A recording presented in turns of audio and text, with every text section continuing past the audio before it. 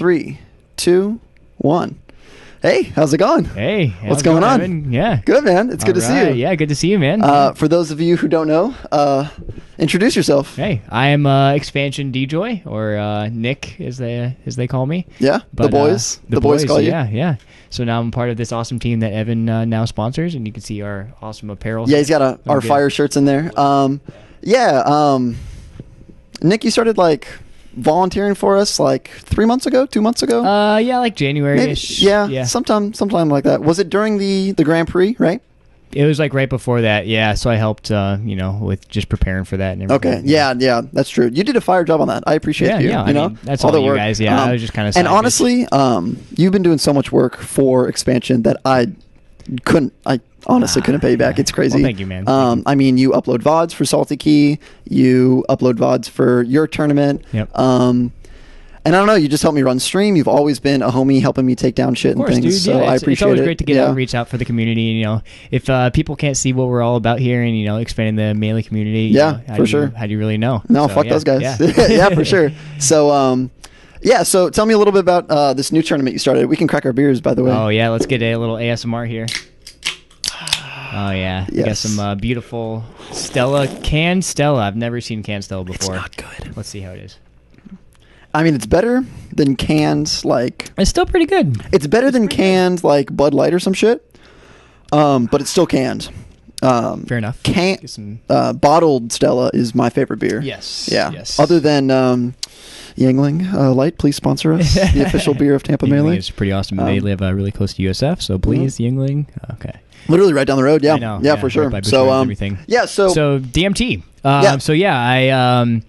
I kind of wanted to spark some more interest into the Melee community because all we have here in Sarasota is the Salty Key, which is at a Starbucks. You know, we're kind of limited with what we can do there. We have limited space. We just have basically one large table that we use, and we can put up to 8 setups on that table. So it's a good bit. It's not bad at all. We're all packed in there. So bunch of sweaty nerds in one spot. It's kind of tight. And recently, we've had some Ultimate come out, since it was November when it came out. Yeah, I think it was right before Christmas or December, something like that. But so as soon as the game came out, we obviously wanted some competition with that, or at least the Smash 4 players did. So we're like, okay, yeah, we can host that for the Starbucks, same place, same put it on menu. the same side. Yeah. But then we realized that was kind of pushing out Melee from where we were, and obviously a lot of the Melee players didn't really want to go into Ultimate. There's some crossover for the most part. Much. Melee players pretty much just core, Melee. right? Who else? And Spency. Okay, Hunter did a little bit too. Okay, true. Raid played, a little bit. So yeah. But basically, I saw that this was kind of, not really as much Melee as we wanted. So I was like, hey, I have a house for myself, too. I can, have the space for 20-plus people if we needed to. Yeah. And your house is honestly such a nice venue. Yeah, it's nice. Yeah. It's so dope. It's awesome, honestly, because you guys keep it so clean and everything, too. And you guys respect the place that we use it for. But basically, I just wanted to run something else so we can have more Melee going on. It's the second weekly every Tuesday. So if you guys don't know, it's called Don't Miss the Tech. And short for DMT, and we've had about DMT. 7 so far. Not to be confused with the drug, of course. Exactly. No, of course not. We would never. So be honest. How does your mom feel about having 20 sweaty nerds in her house every Tuesday? So she doesn't mind. She's very cool. She's very okay with basically anything. She allows me to do whatever I want as long as I'm respectable. Clean up after the place. Just be a respectable human being. As long as everyone there is awesome too, then she's fine with it. And as long as she can do her own thing and still come and go as she pleases, then everything's cool. Yeah, so, for sure. She doesn't mind that we skate outside or anything too. So that's awesome. That's awesome. Yeah, for sure. I know when I was hosting 12-inch at the insurance building, I was so concerned for other people damaging the property because you got 30+ people in your house. Are you ever I guess only homies are coming over, so it's not just randos. But when I was hosting 12-inch, that was my biggest concern. Was I don't know. I can't handle all these people doing stuff. Exactly. So, you got to be responsible for everyone that comes over. And I tried to limit that. We had one person that come over early in the beginning. His name was Gabe. He's a brand new player basically. and no one had really met him besides Yo, and he kind of just posted, "Hey, can I come over to these DMT tournaments?" And I was kind of like on the fence already. I was like, "Okay, I've never even really heard know of him. you. Yeah. You don't post in Melee Facebook page. How can I trust you coming over to my house?" You know? Yeah, exactly right. Yeah. And Yo kind of vouched for him. He's like, "Yeah, he goes to my my club at school, and he's pretty good, and I can vouch for him." So I was like, "Okay, I'll give him a chance." Yeah. And it turned out well. So yeah, he was a nice guy. And other than that, I don't think there's only maybe one or two other people that I haven't known, but they were brought along with another one of my friends. So if they're cool with them, then I'm cool with them. Yeah, for sure. And obviously, I have the right to ban anyone or right. You're not coming over. Exactly. To get Damn, out of that'd my be house. rough. You have the ultimate power. Yeah. But that hasn't had to happen yet. So thankfully, everyone's super respectable and awesome when they come to my house. So yeah, no, that's fire. Yeah. I just feel like you've been stepping up as like leadership of SRQ recently, especially with Raid stepping down. Rest in peace, Raid. Rest in peace, his hands. More like it, but yeah. I mean, how are you feeling about that? I know it's kind of like taking you by surprise, right? A little bit, yeah. One, I kind of want to be more part of the community, be more part of the like the streaming process, just to get familiar with that, because I like to do some of my own streams too. Yeah, true. And just get more familiar with editing, Photoshop, all that kind of stuff. So just in order to get all that working, I started. That's when I messaged you and wanted to be part of the team. So it like all kind of like funneled together. And now since Raid's going to be stepping down, I just like the position's opening up, and it's not necessarily that I want to take it, but since I'm so familiar with TOing my own events and getting familiar with getting people online, okay, make sure you bring your setup, okay, do you have money for me, this kind of stuff, right? Yeah, just I'm already like kind of things. ready for it, right? So since I've been doing it for about almost 2 months now, it's kind of just enough training for me to be a TO for Salty Key now. Yeah, for and sure. With the help of Stockholm, Kyle, or Yo, those guys help out a lot too. Yeah, for sure. Yo is such a homie. Oh my gosh, Yo's a phenomenal human being. He's just too nice to everyone. And I guess Kyle used to TO some of the events way back when, right? Yeah, so he's got before my time as an SRQ player. And he has no problem saying, "Hey, get off your setup." So we're playing. Yeah, right. Now, so we're getting off now. Yeah, that's my top player privilege. Exactly. But yeah, I don't know. I think recently, it's just feeling like the Melee is dying in Tampa. So it's good to see SRQ kind of stepping up and being like, "Listen, Tampa, I don't know what you guys are doing right now, but it's ridiculous." And because, as you know, we only have USF. Yes. And kind of spoilers, I'm getting 12-inch started back up.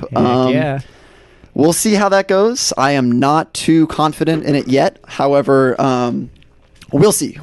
I've been known to pull venues out of my ass in the past. Yeah. But I mean, we'll see what happens. Yeah. And the spot you had in Clearwater was awesome. So yeah. And I mean, 12-inch, the old 12-inch was where I worked, and this new 12-inch hopefully will be where I work as well. And so just kind of having that flexibility of being like, listen, I work here, like I can do what I need to in order to keep the scene alive just really helps. Really helps. But and do you have any kind of inside information, like what day you want to do? Do you want to do like a certain time yet? Yeah. Or what kind of information? I want it to be the normal old 12-inch hours. So I know 12-inch for a little while was on Sundays, and then it was on Fridays again. Right. The times was going back, but I want it to be on Fridays, starting at 6 or 7 o'clock and go until 1 or 2 a.m. Nice. Yep. Nice. And I'm sure that's going to fit a lot of people's schedules since everyone's like in school over here. So if it's a Friday, they've got the weekend ahead of them, and so they can stay even later too. So that's kind of going to fit in well, hopefully. Yeah. So. And in the works, I'm, as you know, trying to learn Project Slippy. Yes. So that we can start streaming with that. Will be awesome. And shout outs to Project Slippy. It's the newest Dolphin build for those of you that don't know. And you can record matches, and you can record. This is actually jank. I don't know if you were reading anything about it, but Slippy takes a Wii, like a modded normal Nintendo Wii with homebrew. Okay. And you play Melee on it, and it takes the inputs from Melee and streams them wirelessly over the internet to a computer running Slippy, which then takes those inputs, and then plays the game over Slippy, and then you just screen capture that. Wow, it's absolutely crazy. Wow. Like it's I didn't wild. know it was wirelessly. That's it's sweet. wireless. Yeah, okay. So it's a really weird system, and because it's wireless, it's better to have a Wii LAN adapter, like a USB to Ethernet. Yep. But we'll see how that works, and if we get it all running, everyone can hope to see Slippy at a DMT near you at a USF. I mean, I would never have to bring any of my streaming equipment ever again. Yeah, just my laptop, and that's it. Useless at that point. Oh my god, that would make my life so much easier. And that would save me a lot of money as opposed to buying like an Elgato or any kind of set up and like this. It's high quality. Yep. It's way better quality than any capture device you can get, because you can do, because it's on an emulator, you can do texture packs, which isn't played on the CRT, so there's no texture packs on the actual Melee that you're playing.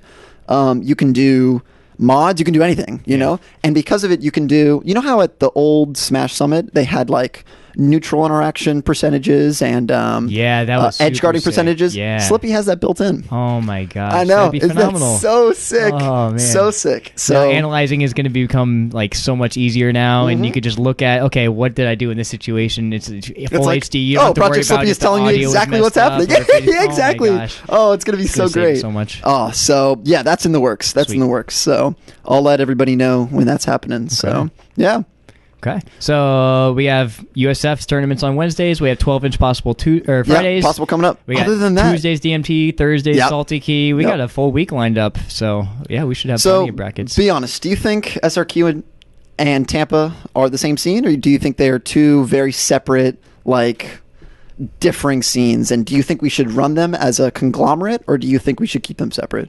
I think there's certain like cliques which can, you know, go in between the two, and, you know, people like Keaton, you, Bill, Jammy, those people, you know, we all love. No one's gonna, you know, disagree with that. Thanks. But there's certain parts of Sarasota and certain parts of Tampa which kind of have their own, like, you know, personal liking, like will just stay in their own region kind of deal. For sure. And I feel like that's going to be more presented with like DMT. That's probably going to be more SRQ based, but still open to more like either Swiffle, Tampa. It doesn't matter. It's still a little open, but more SRQ based. And then like probably your 12-inch tournaments will be more Tampa based, but still open to more other scenes. So I think they're together but separate at the same time. It depends on the people you talk to as well. So, and I think with the addition of you on the 12 or on the expansion team, it just kind of connects us even more. And I mean, because let's be honest, our scenes are kind of small, but I think together we could be a really good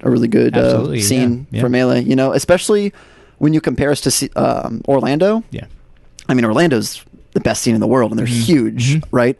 And especially when you compare us to like California and like NorCal and SoCal, like they have whole esports arenas. Like that's what I want to do. Exactly. That's what I want to get. Only room to grow. Yeah, exactly. So it'll get there one day at a time. One day at a time. Yep. Yeah.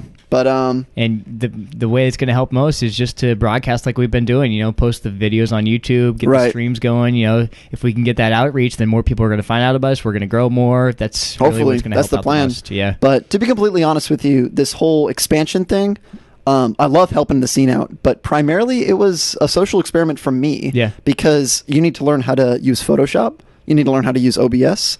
With this podcast, I need to learn how to video edit. Yep. I need to TO. I need to manage groups. I learned how to make an LLC. Like I'm learning all this stuff that, I mean, not to be selfish, but like it's helping me along in my journey of wanting to own my own business. And that's what this was all about. Absolutely. It's all on about top of, you know, helping the community. Yeah. You know, because when I was running 12-inch at first, I was like, wow, I love doing this, but how can I make it go further? You know, how can I help the scene even more? How can I improve my own skills? And so making a business was just the logical step. Perfect, man. So, and you're doing a great job at it for sure. Yeah. You look good in the shirt. Oh, well, so, thank you, man. All thanks to you guys. Yeah. Well, speaking of the shirts, we're going to be making some more soon. Sweet. Yeah, we're going to be making sweat rags, like for players' sweaty palms. I'm about I know it. Schmang was super about it. Nice. Hats, hopefully. Okay. And probably that just those three things. Yeah. For now. But if people are interested, they got to hit me up. Absolutely. Yeah. So, I know a couple people that are interested. Yeah, so, right. Yeah.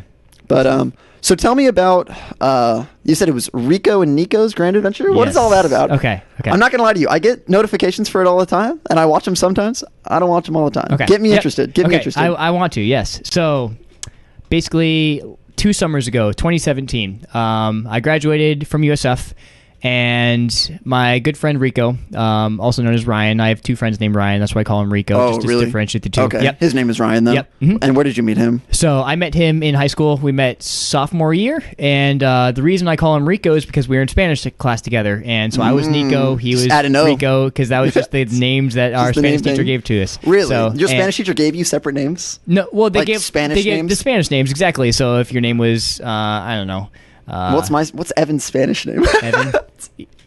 That's a good question. There's nothing. You can't say Evan. No, this is fuck that. No, of course. Like if it was John, it'd be Juan, or she would make up a certain name that would be Spanish. Text context. But anyways, I'm sorry. Okay. So we met in Spanish. His name's Rico. My name's Nico for that, and it just kind of stuck. We just call each other that. But we went on this big road trip, right? We graduated college, and we didn't have jobs lined up afterwards because I was working at Chick-fil-A at the time, and I was just like, okay, my good friend Rico wants to do this big road trip, and I kind of asked him one day, I'm like, hey, man, would you mind if I came along? And he's like, I'm all about it, man.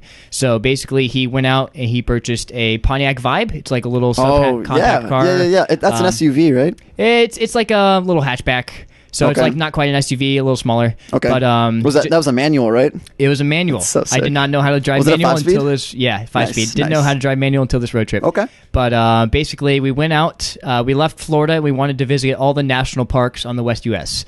We didn't have a time to be home because we had no jobs. We didn't have girlfriends at the time. We didn't have any responsibilities. You just free bachelors. So we just went on the road, and we're just crap. like, okay, let's just see what we can see. Yeah, right. And we wanted to focus on the West and national parks. That was it. And we tried our best to do like a general route just to have an idea of where we wanted to go. Right. And I had my uncle help me out with some planning too. Does he live over there? No, because he's just big on traveling and national parks and just beautiful places. So we just had his input. He camps a lot? Yeah, camping, hiking, whatever.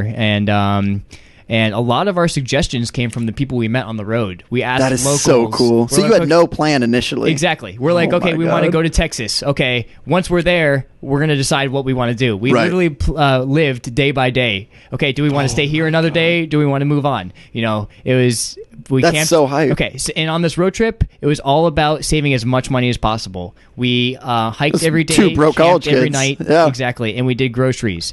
The only money we spent was for gas and groceries. We didn't spend on anything else. God. We bought a national park pass for $80, and that got us into all the national parks for free. Wow! Each national park is about $20 to $25 per park. Holy so cow. Literally within 4 parks, you're paying for it. How long does that last? A whole year? It's a whole year. Okay. Calendar year. Yeah. So we bought it in May and expired the next May. Well, damn, that explains a lot. Yes. No, it explains a lot why you never go out to eat. Yes. Because you're always it really helped me be a lot frugal. Not in the budget, frugal. sorry. Yeah. I got another road trip planned in a year. A lot of times, like if I'm at Saltiki or something, I live literally 3 to 5 minutes from Saltiki. I'll just go home and eat. It's already right there. I feel that. Sometimes it's a lot better than food out.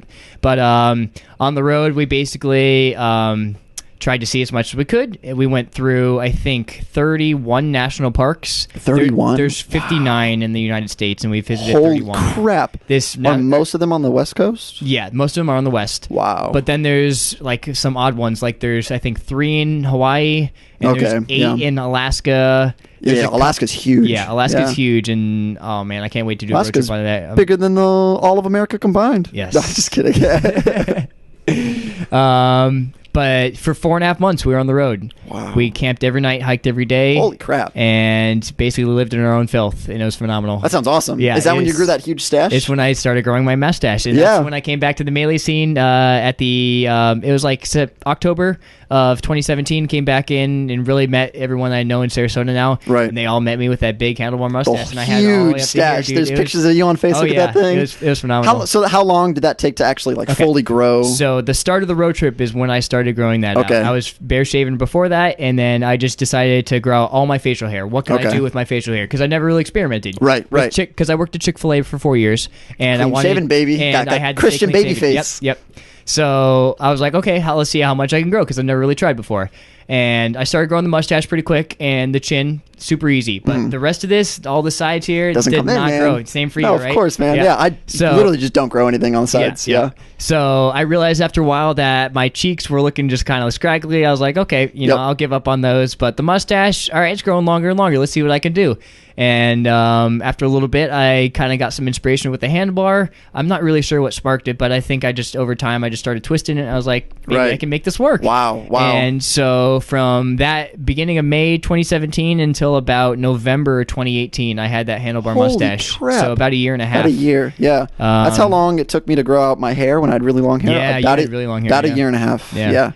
And it was gorgeous. I loved that thing, but it was it kind of in a way took over how people viewed me because they're like, oh, it's that guy with the mustache. Yeah, It's not Nick anymore. Mustache It's the DJoy. guy with or DJoy. Yeah, it's not the guy that I used to know. It's the guy with the mustache. Right. So I felt like it was kind of taking over in a sense, and also It was its own personality. and also I felt like it never really truly looked the way I wanted it to all the time because I had to use wax in order to keep it up, and it would it would come up all the time, but sometimes it would just kind of like go forward into like a little beetle shape, kind of some weird mandibles, but yeah, it just wasn't exactly what I wanted all the time. Right. And so I was like, okay, it's kind of time for it to go. So now I'm clean shaven, just so much easier to take care of my face when now. we went to Detroit for Big House, yes, literally every other person was like, hey, nice mustache. Yeah. Oh, nice mustache. Especially old ladies. Super conversation Old ladies starter. fucking loved that Yes. thing. They're like, oh, I like the mustache. You're just like, because in their generation, all the men had it too. Yeah, right. That's what it was. Of course. All in like the 20s and 30s. It's like, oh, my late husband had that mustache back in the war.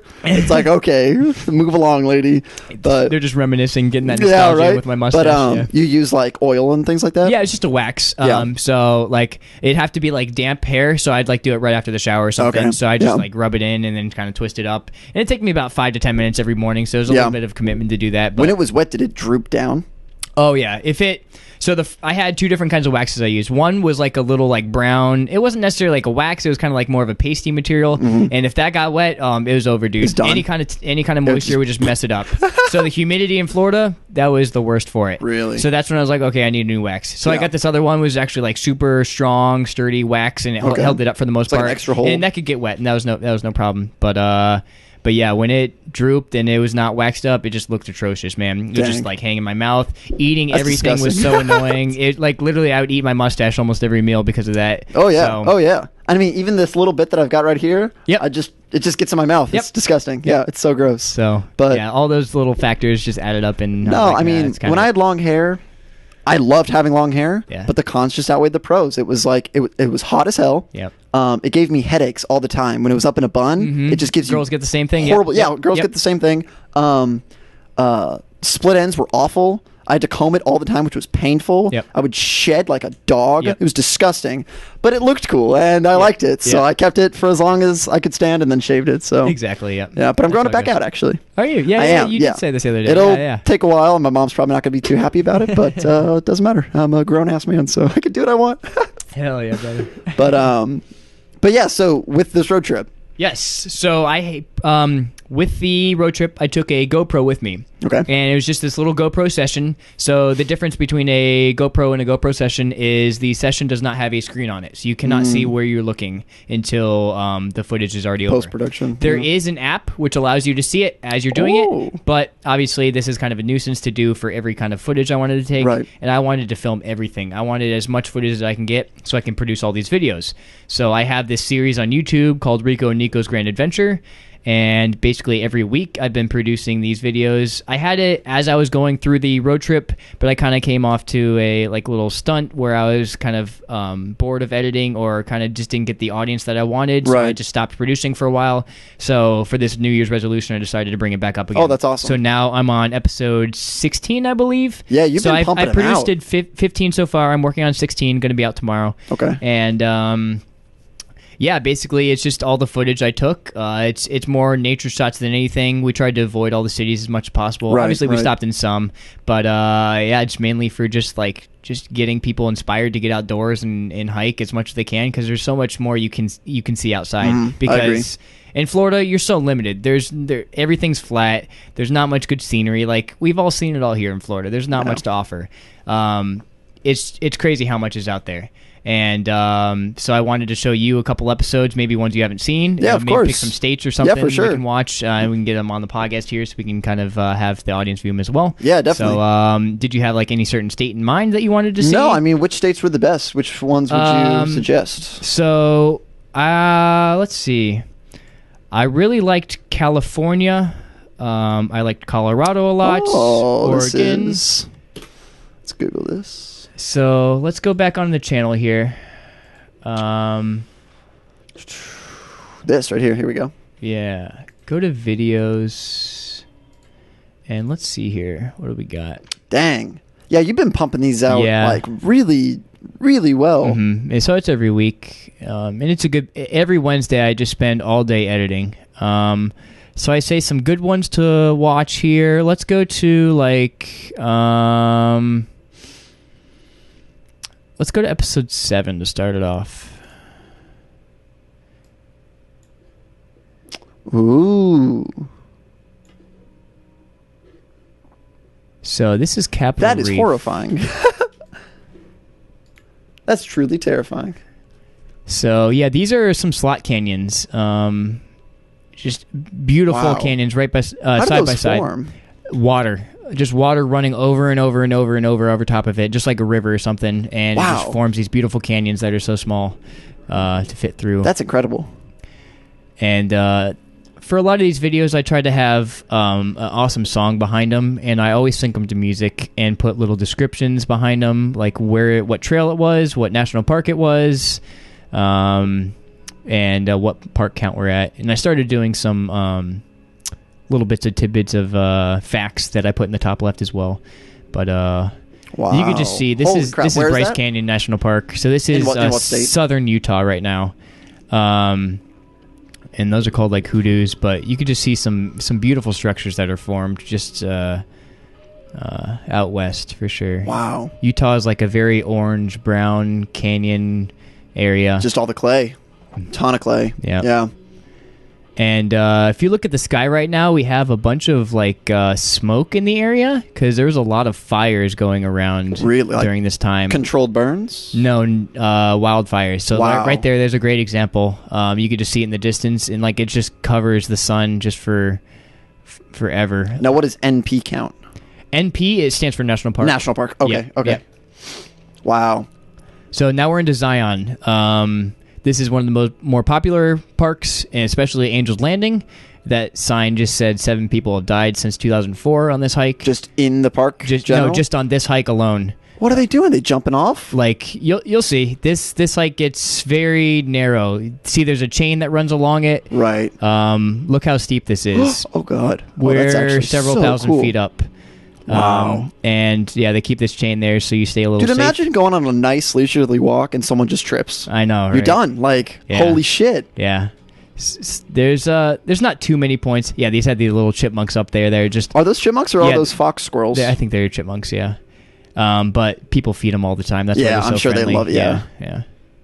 Wow. Have I told you that I hiked the Appalachian Trail? Did you? Not the entire thing. Yeah. We hiked about 50 miles when I was 16. Good for you. A life goal of mine is to hike the entire thing. Yeah. But it was definitely not like this because the Appalachian Trail is on the East Coast. Mm-hmm. And so the mountains aren't this spectacular, but they're definitely pretty high up. And a lot of this just nature scenery. It's beautiful over there. I love that section of America. Wow. Yeah. Wow. This is the Narrows, beautiful trail. It actually runs through the water the whole time. You're in the water as you're hiking. This is one of the only trails that's really known to do this. And it's got these magnificent canyons on either side here. You can just see these awesome colors and like zebra stripes almost. Look how massive they are. It's phenomenal. Was that water cold? It was freezing, right? It was a little cold. Yeah. This was like June, July, so so it wasn't that bad. It was slightly warmer, but still, yeah. Dang. And you're doing a bunch of hiking, so your body temperature's up, and you don't really feel the water. No, for sure, anymore. for sure. We would cook. I guess it's not cook, but we would prepare. Oh, that's beautiful. Wow. Look at these squirrels. They just don't give a fuck. They don't care. Oh, wow. That's a really cool shot. Wow. Oh, look at his ears.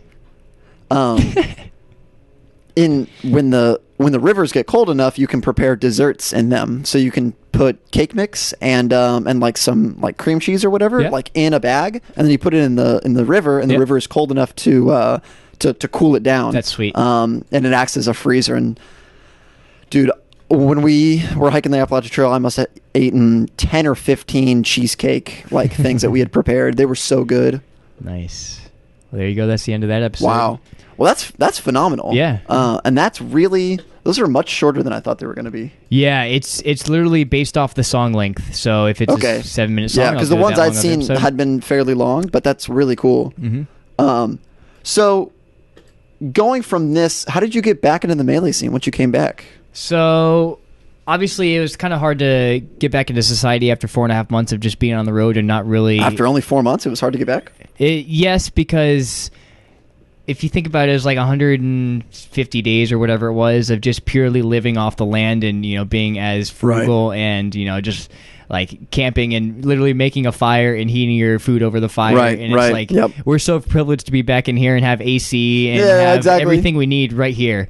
And it was really hard to just come back to that and get used to society after that, that vacation, if you will. Right. But obviously, so a big part about this road, well, not a big part, but a part of it was I had a laptop that I brought along with me, which I did some of my editing with, but I had... For the first few weeks, right? Yeah, exactly. Yeah. But I had a good enough processor and graphics card in it where I can run 60 frames Melee on the road. Let's go. And I had an adapter and I had a controller and I was just fucking playing on the road. And you just kept that in the car? Yep. It was...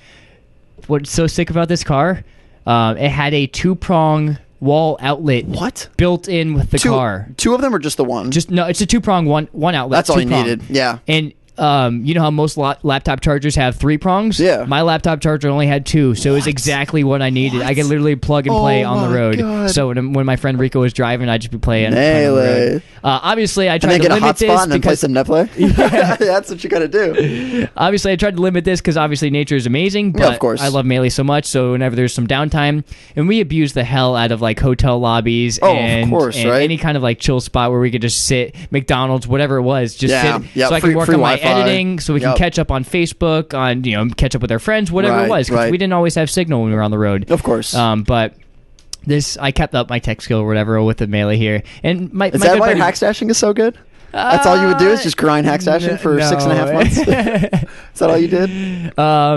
I was okay at it then, but it just comes with time, man, for sure. Yeah, for sure. But my friend Rico is not too big on Melee. He likes it. He thinks it's really cool casually, but he's not into L canceling or wave dashing. Sure. Fun canceling. Yeah, exactly. Fun canceling. What it is. But so it was kind of hard just playing by myself for the most part. But getting back into the scene, obviously I knew there was a Salty Key tournament because I'd been to a few before for the road trip or anything.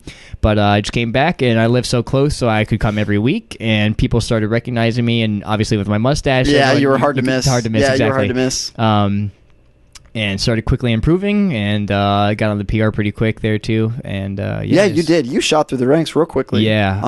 Last PR was your first PR, or 2 PRs ago? No, I've been on it for at least number 10 for a while, right? I think I've been on it 4 times now. Wow. Okay. I was like number 9 initially, and then I was like number 10, and then I was HMs, and then I came back on, and then I went to number 4. So that was my biggest jump. Yeah. Wow. And I'm not too sure what the main cause of that was. I think it was just probably attendance, just consistency. Right? Like everybody else just kind of stopped. Yeah. Like not everybody, but like a lot of the big talent, right? Right. And like Stockholm and Guido and like Keaton, none of those guys were on there too. So I think it was like Martin, Raid, Schmang, me. That's it. Yeah. So and then who was 5th? 5th was Zyko. So, and this is like if you just want to move the tier list just down a couple notches, and that's where we're at now. So now I think for this PR, I'm going to be number 7. So probably a more appropriate spot for me because now it's going to be like Stockholm, Martin, Keaton's going to be on there. Yeah.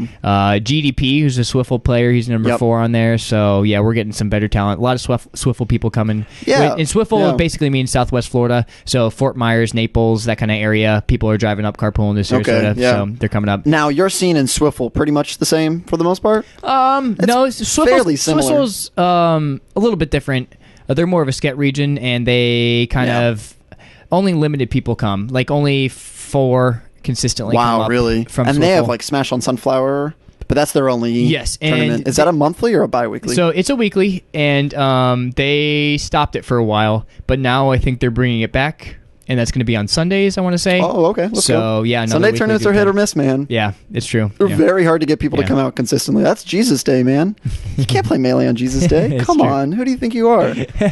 But, that's crazy. That's crazy. I think just having all these scenes so close, like we might not be a very large scene, like independently, but we have so many just right next to each other. I mean, if you look at the difference between the Tampa scene and like the Pinellas scene, which Pinellas is like 119, so Fabio, Pistol Pete, Kramer, Doubloons, GFU, the Twins, and Tampa, which is like USF, we're so close together that we might not be a big scene, but I mean, we're pretty much the same scene, right? So, sure. So it's cool. It's cool to connect them all. Mm-hmm. So yeah, it's nice we have that connection with Swiffle coming in and Tampa coming in. We just all are like this one collective community that's close enough, hour, 2 hours away, where we can all attend each other's tournaments if we want to. So it's really nice because obviously the next step would be going to Orlando, and that's like in a additional hour and a half, 2 hours for all of us. Orlando here, is so far away, and it's just so cumbersome to go. And to, I don't know, I feel like if you're going to drive an hour and a half and go 0-2, which we all would because they're just so good over there, it feels like it's not worth it. It is. I mean, obviously the skill is phenomenal to get, right? But it just feels like it's not worth it. I've been hearing recently that they're not as big as they were anymore. I've heard Sarasota weeklies can be bigger than CFL now. For sure. So, yeah, I mean, mainly because their main venue closed. Campus Cards and Gaming 1 closed, so they had to move to Campus Cards and Gaming 2. Oh, yeah. It's just not as big. There's no AC. Yeah, and Cobal's now in Georgia, and he was the main TO for all that stuff. He was the main TO from Polarity. Yeah, people are saying since he left, that's the biggest reason why people are... the top players don't come out anymore. Plup and HBox, who were the most like regular top players, they don't come out anymore. They don't need to. So they don't need to, exactly. Yeah. So it's unfortunate, but it is what it is. I think they'll probably start coming out like later on, but I mean... If no one comes, then no one wants to come. Exactly. You know what I'm saying? So but now the summer's coming up. We're going to get some more competition. People are going to be out of school. 12-inch coming up. We're going to have a lot more people playing. I'm so hyped. It's the season for Summer of Melee. majors. Summer of Melee. What do we got? We got Smash and Splash, Smash Con. CEO. Yes, are you going to that? I am going to that. I think I'm volunteering for that. Are you? Good for you. I want to. I've asked them, and they've never responded. Uh-oh. So I might just go anyways. I don't care. Either no. I know, right? Shout outs. That's Jabali. That's Jabali, right? Yeah, CEO. Yep. Or is that Raging? No, Raging Cherry is Big House. Raging Cherry was Smash the Record. I don't know about Big House. No, Big House is Jungle Guy. Jungle Guy. Yeah, that's right. That's right. Yeah. So CEO, and then we've got no Evo, but that's okay. That's all right. Smash Summit, which obviously no one plays in, but it's hype. It's so hype. Hell yeah. Yeah, a lot of good tournaments. What else is going on?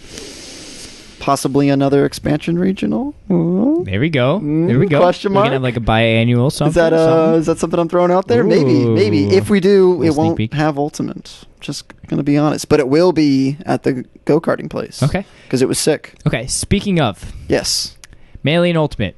The two communities, how do you feel about them in the Tampa scene, Sarasota scene? How do you feel about them converging? Do you think they should be separate? It's a hot topic. What do you think? It is. This is a very hot topic. Yeah. What do you think? I'm going to be honest with you. I personally feel like Ultimate and Smash 4, it's not the same game. It's not the same game, obviously. They're different in their own rights, but it's the same community. And the differences that drove the Ultimate community, or the differences that drove the Melee community from the Smash 4 community, are the same things that are driving the Melee community from the Ultimate community. Yes. Age range. A lot of younger players play Ultimate. Because it's an easier game to play. Switch. It's a much bigger, it's exactly.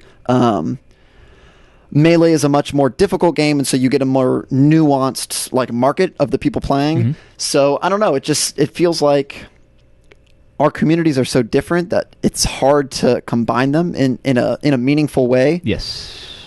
And plus, especially on the expansion side of things, looking at it from an expansion perspective, nobody knows us in the Ultimate community from expansion, which is understandable because none of us play Ultimate. Right. But it's like when we tried to step out there and help them and say hey, we've got this tournament with the expansion Grand Prix. They just gave us a cold shoulder, and it's fine, and it's fine. It had a decent amount of entrance, but it was lacking in other things. But like I said, they're two different scenes, and I really don't think they blend well together at all.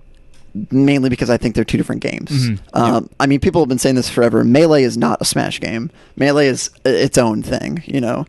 I mean, you've got the fighting game community, which is Street Fighter, Tekken, and all them. You've got Smash, which is Ultimate. And then you've got Melee, and it's just, it's separate, Yeah, it does feel that way in a little bit. But kind of, it feels like they're Smash because you have the same kind of arrows, you have grabs, you have just standard Smash stuff. And people can relate that, but obviously Melee takes it to the next level with technicality and, you know, all the specifics, like, I don't know, ledge dashes. Movement options. Exactly. Yeah, of course. Movement is probably the big one right there. Right. And I'd say with at Sarasota, at least, when we brought in Ultimate to the Sarasota Weeklies, it kind of introduced a couple of the Smash 4 / Ultimate players into Melee, and it also same Melee into Ultimate. And there's a few that left Melee for Ultimate, and there's maybe a couple that came from Ultimate into Melee. Like there's one guy named Yurt, for example, who came in. So it does help kind of mix the two games, but for the most part, 95% of people stayed in their own game. And like you were saying, they do feel kind of like separate communities in a sense. So, and for a while we had this tournament called Gamers on the Edge, which was in Clearwater. It's a phenomenal tournament, and Angel does a really great job running them. But for a while, it was Melee and Smash 4, and it was awful. It was terrible. Mainly because our scenes just don't mix. You know, you have just differing of opinions. You have different like people. You know, and I don't know. It just feels like, especially in the Smash 4 era, Smash 4 would just step on the toes of Melee just so much. And nowadays, it just seems like Ultimate is stepping on the toes of Melee even more. And I get the fact that people want Melee to die, you know? People are just like, just let it die already. It's 20 years old. But it's like, I don't know, you know? I feel like the scenes are just so different, but it's hard because you do want that overlap. You do want people to come. Exposure. Yeah, exposure, right? You know, you need people to play Melee from somewhere, right? And so getting them from another Smash game seems like the logical source, but it's just that's so one of the difficult. hardest things, getting new people to play Melee, because they see how advanced it is and how fast people can move. They're just like, I don't want to devote that much time. It's going to be such a hobby. I'm wasting my time into this. I'm not going to make any money. It's not worth doing. And it's hard to get people on the right mindset of, this is a fun game. Let's play this for fun kind of deal. Yeah. And that's what we're all about at Salted Key and DMT, is we're there for fun and not necessarily about, you know, the other aspects of it. So. And what's interesting is, you bring up like bringing new people in and like introducing them to this whole competitive side. Right. This new guy came to the USF Fest today. Yeah. And no one knew who he was. You know, he just showed up. I think he was on Discord, and he was like, "Yeah, man. You know, I played like 15 years ago. You know, back when the game was, you know, just came out, and I just was the best person, like best player in my family. You know, like everybody else is." And at first, I almost didn't want to show him everything because I didn't want to turn him off. But then I was like, well, let me show him a little bit. Yeah. So I showed him how to wave dash, and he was like, oh my God. He's like, that's the coolest thing I've ever seen. And I was like, you've never seen this before? I was like, you've been playing this game for 15 years? He's like, no, I've never seen that before. Yeah. So then I showed him, and you came over, and we started showing him everything. And he was just blown away. Player, he was like, oh my God. He's like, this game is so sick. And I'm really excited just for this new breed of Melee players, because kind of like after 2013 with the introduction of like Evo and the doc, you know, this new documentary is coming out called Metagame, and with so many more and better tournaments, and Project Slippy is coming out. Yes. Feels like the revival of Melee. Project Slippy is probably going to help so much with this. Yeah. It's the revival of Melee. But 2019. And with these new players like Plup, Zane, in my opinion, Captain Face Roll. Okay. It's the new era of the gods, man. Yeah. You know? It's this newfound talent that's coming in that I really think is going to bring a new life to the game. For sure. Yep. People say HBox is killing Melee, but no, he's definitely not. In a sense, obviously, people don't like it as a spectator sport when HBox is playing, but you know, there's always, you know, some kind of reason that people come back to the game, either, you know, watching players or watching specific matchups. Right. There's always something that's going to bring people back. So. And the interesting thing about HBox is Nate, the co-owner of Expansion Esports, was talking about how Melee is it's very similar to MMA, right, in technicality and neutral interactions. And he was saying when a player is lame, or when a player like doesn't get the right crowd reaction that you want, tournaments just ban them. Like they just straight up say, you aren't allowed to come to our tournaments because we don't like you. Right. And the interesting thing about Melee is they could never do that, because whereas MMA, all tournaments are invitational only, Melee is a game for everyone. Right. Everyone can join. And this is one of the biggest things I love about esports, and specifically Melee, is you can go to the biggest tournament of all time, never have played the game before in your entire life, and play HBox first round, play Mango first round, right? The greatest players in the world, you can just play them. Right. And you can't do that in any other sport. You can't do that in any other game. I'm not going to go down on the field and play with Evan Longoria like on the Rays before a big game. Like that's just not going to happen. And so it's just one of the intricacies of Melee specifically, or I guess just of fighting games specifically. Because I guess esports, like you've got like CS:GO, like you're not going to be playing with randos, right? Right. But fighting games specifically, like you have to go through the bracket. Everybody has to go through the bracket. And everyone's got an even chance of winning right from the beginning. You get 4 stocks. You have this much time. Can you do it? And obviously, the people who are more experienced are going to come out on top typically. Yep. So yeah, it's really cool. Like you said, you can play Mango first round. That's awesome. I played top players, just in brackets just because of seeding. Yeah, it's sweet. Yeah, no, you don't get that with a lot of things. It's phenomenal, and I think it's one of the things that, in my opinion, will make esports be like better than sports in the coming years, like soon, like 10 years in my opinion. Okay. Because I mean, first of all, you get all these health issues with football, like you've got all these concussions and things like that. I mean, Melee, I don't know, hurts your hands, right? But it's like, come on, let's be honest. And there's ways to prevent that. You can do stretching, Of course, right? Even Diltoon was saying that he's done like forearm workouts or wrist workouts to help with, because he had carpal tunnel before, but he started working out and doing more with his forearms, and he doesn't get those pains anymore. So there are ways to deal with this. Right. I think physical capability is not going to be really an issue in the future. Yeah. So no, it's true. But so you brought a game for us to play. I did. Yes. And what is that? So I don't remember who produced it, but there's 2 games in this series. One is called Limbo. The one I brought is called Inside. Let's look it up. You said Limbo and Inside? Yes. Who is this by? Developer, Playdead. Playdead, yes. So basically, these are a side-scroller game.